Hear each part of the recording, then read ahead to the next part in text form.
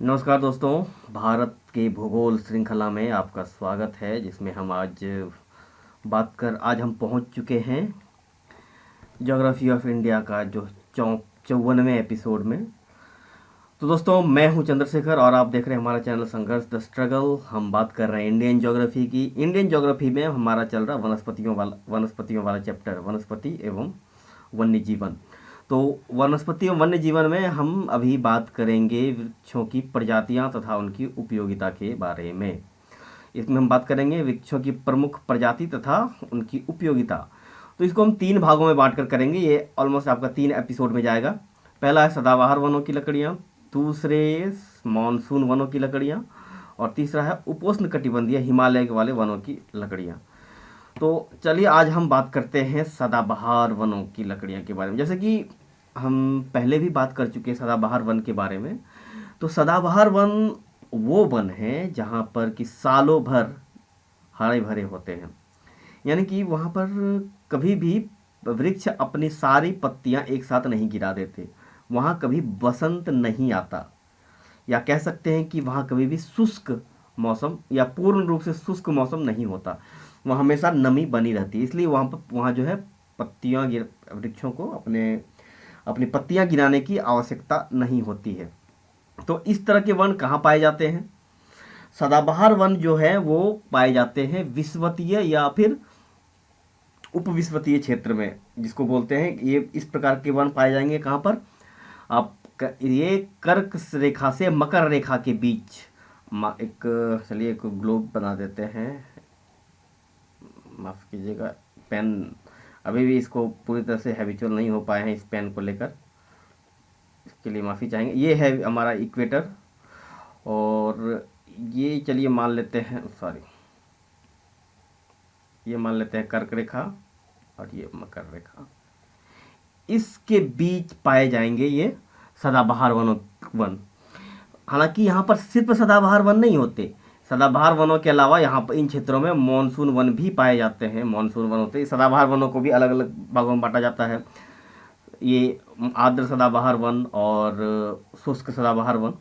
तो अब आज हम बात करेंगे सदाबहार वनों की लकड़ियों के बारे में। अलग अलग प्रकार की कुछ लकड़ियां हैं जिसके बारे में हम बात करेंगे, और इसका क्या उपयोग है, कैसे इसका उपयोग किया जाता है।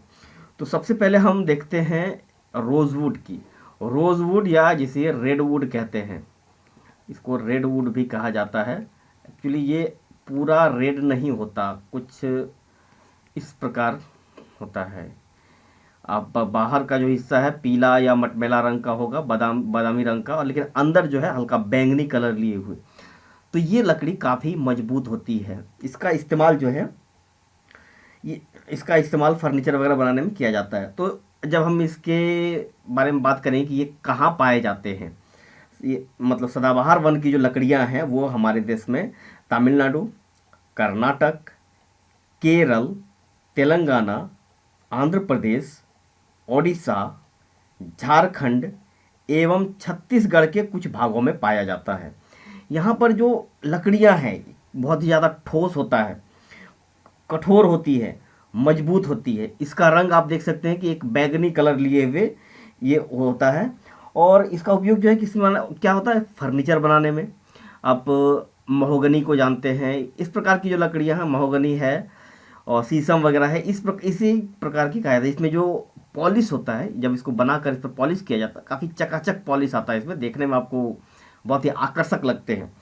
तो इस प्रकार के जो फर्नीचर और सजावटी सामान में किया जाता है। इसके अलावा प्लाईवुड जो होता है उसका भी निर्माण होता है इससे, और इसका इस्तेमाल फर्नीचर में और प्लाईवुड, और यदि मकानों में कभी आप देखे होंगे कि जो दीवारों पर या फिर फर्श पर जो लकड़ी का काम होता है, इसमें भी ये जो रेड वुड है या फिर रोज वुड जिसको कहते हैं, इसका इस्तेमाल किया जाता है।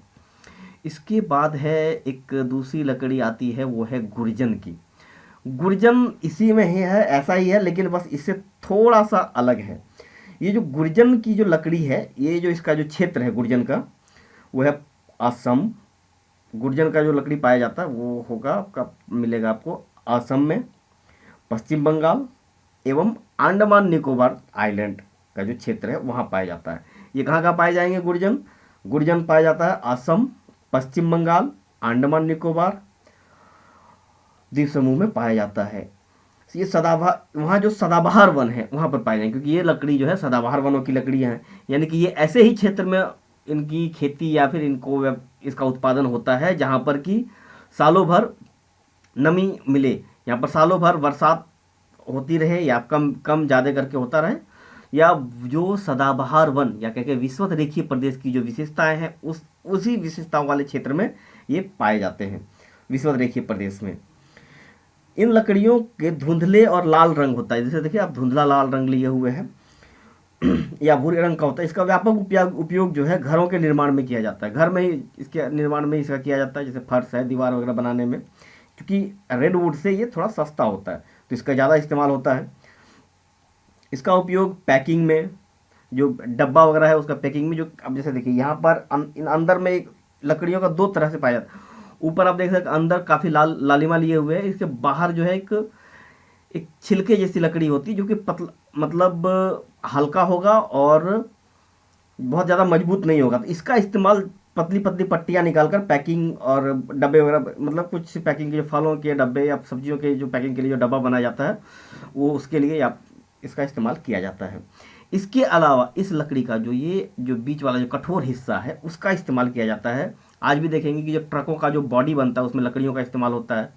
पहले जो रेलवे का जो वैगन बनता था, रेलवे कोच में, आज भी सीटों में कई कई लकड़ियाँ आपको देखने को मिलेंगी, वो इन लकड़ियों का होता है।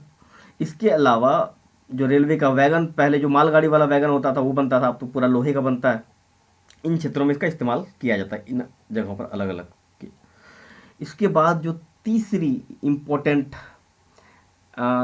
एक वनस्पति है, एक लकड़ी है, वो है तेलसूर अथवा इरुप्पू।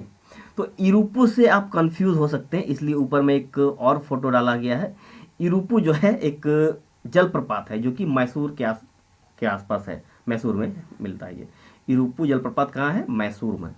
तो इरुप्पू जो है लकड़ी आप देख सकते हैं कि ये इस प्रकार की होती है, काफ़ी ऊंची होती है। और यहाँ पर जो लकड़ी है वो अंदर में जो साल होता है, जो कठोर हिस्सा होता है, हमारे यहाँ स्थानीय भाषा में उसको साल बोलते हैं, वही सबसे इम्पोर्टेंट होता है, जो कि पॉलिश, जिसके द्वारा पॉलिश होता है। लकड़ी को जब फर्नीचर बनाएंगे वो कठोर होता है और उसमें एक पॉलिशदार, एक चमकीला एक लुक आता है उससे, जिसके कारण ये बहुत ज़्यादा महंगा होता है।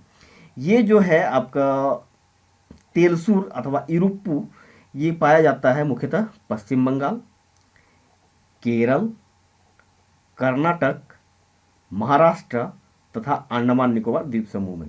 इसकी लकड़ी जो है, ये जो लकड़ी है इसकी, ये बहुत ही ठोस होता है, मजबूत और टिकाऊ भी है। इसका उपयोग नाव बनाने में किया जाता है। और लकड़ियों का जो ब्रिज होता था पहले, यदि जिसको हम लोग यहाँ स्थानीय भाषा में कठपुलवा बोलते हैं, लकड़ी का पुल पहले बनाया जाता था। हालांकि अब तो हर जगह एक बड़ा जो उच्च स्तरीय पुलों का निर्माण किया जाता है। लकड़ी इसका जो, इस लकड़ी का इस्तेमाल पुल, खूंटा गाड़ने में, रेलवे के आसपास देखेंगे जब बड़े बड़े जो खूंटा गाड़ा जाता है उसमें भी इसका इस्तेमाल किया जाता है। बहुत मजबूत लकड़ी होती है ये, इसकी, जिसको बोलते हैं तेलसूर की लकड़ी। अब जनरली रेलवे का या फिर कोई तटबंध हो तो बरसात के दिनों में देखेंगे रेलवे लाइन जहाँ ऊंचाई पर होता है, पटरी तो मिट्टी यदि बहने लगे या फिर बारिश में या फिर मिट्टी कमज़ोर पड़ने लगे तो वहाँ पर बड़े बड़े खूंटे गाड़े जाते हैं, या फिर जो बड़े बड़े बांधों का तटबंध है उस पर भी इस तरह का खूंटा दिया जाता है अस्थायी रूप से।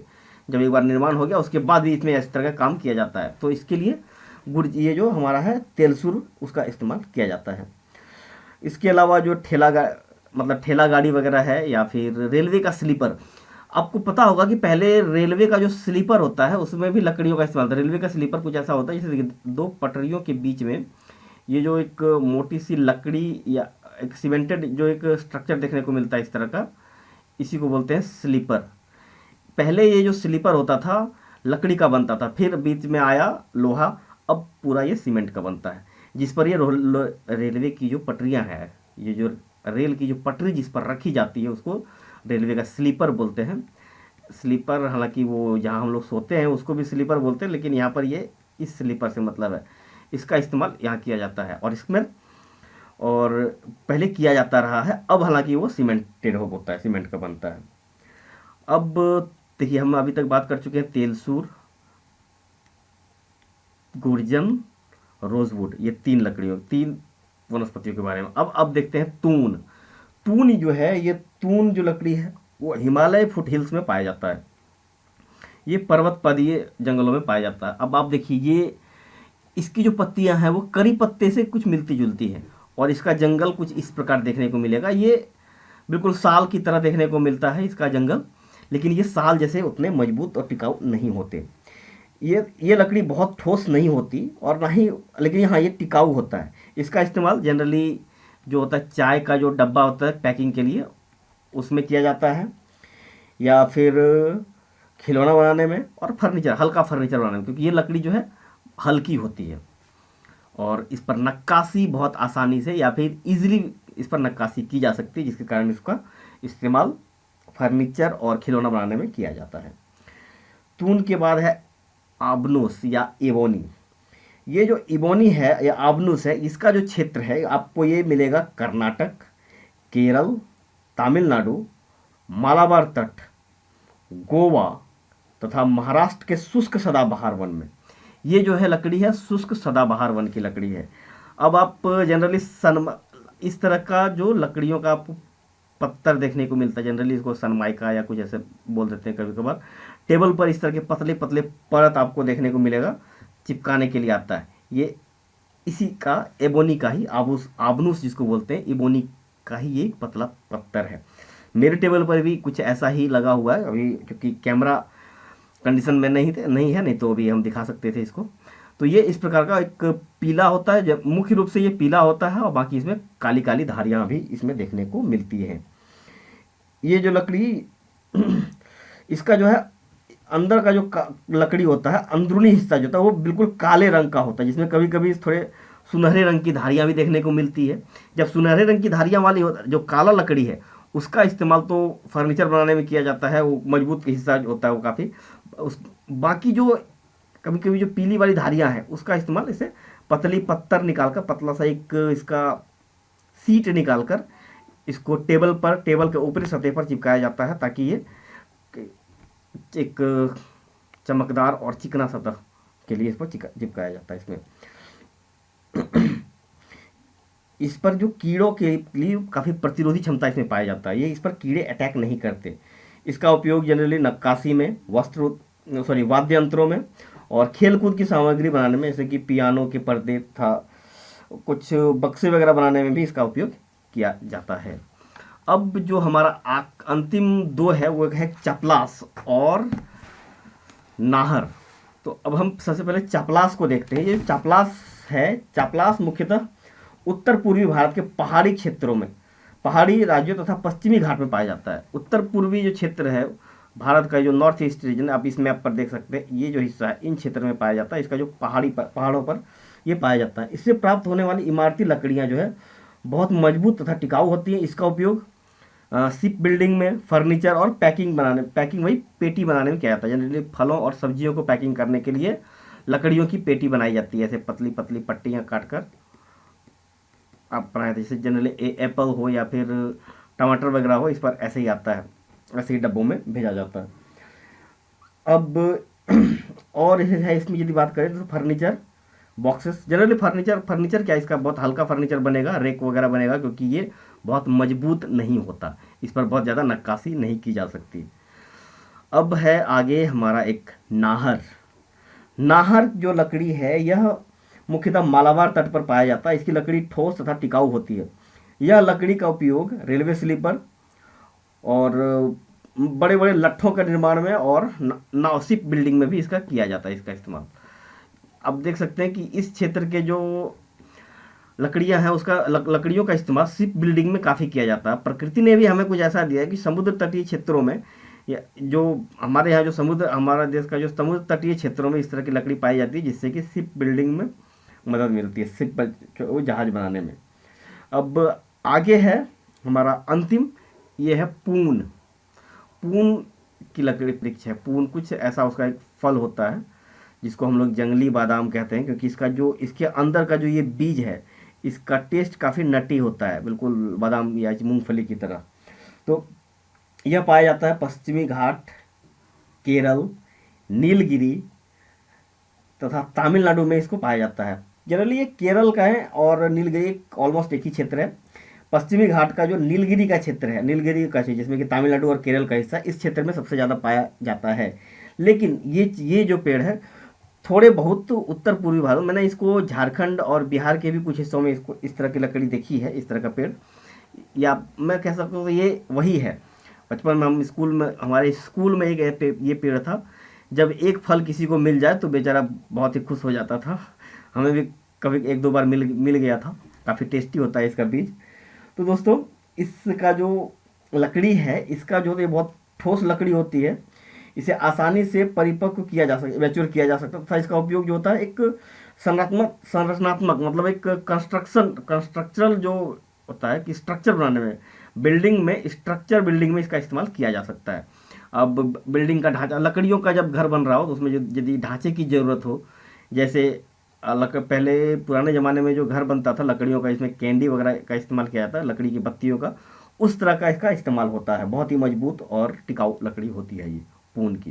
तो दोस्तों ये था आज हमारा सदाबहार वनों की लकड़ियों पर आज का एपिसोड, जिसमें हमने बात की पहले पून, अंत में सबसे लास्ट से आते हैं पून, नाहर, चापलास, आबनूस, तून, तेलसुर अथवा इरुप्पू नाम का एक जलप्रपात भी है मैसूर में, गुर्जन और रोजवुड, जिसे रेडवुड के नाम से जाना जाता है। तो आज हमने बात किया, ये सारा सदाबहार वनों की लकड़ियां हैं। इसके बाद हम बात करेंगे नेक्स्ट एपिसोड में मॉनसून वनों की लकड़ियां के बारे में, जहां पर मॉनसूनी जलवायु पाई जाती है। ऐसे क्षेत्र की वनों की लकड़ियां जहां पर मॉनसूनी जलवायु पाई जाती है। तो मिलते हैं दोस्तों नेक्स्ट एपिसोड में, तब तक के लिए धन्यवाद।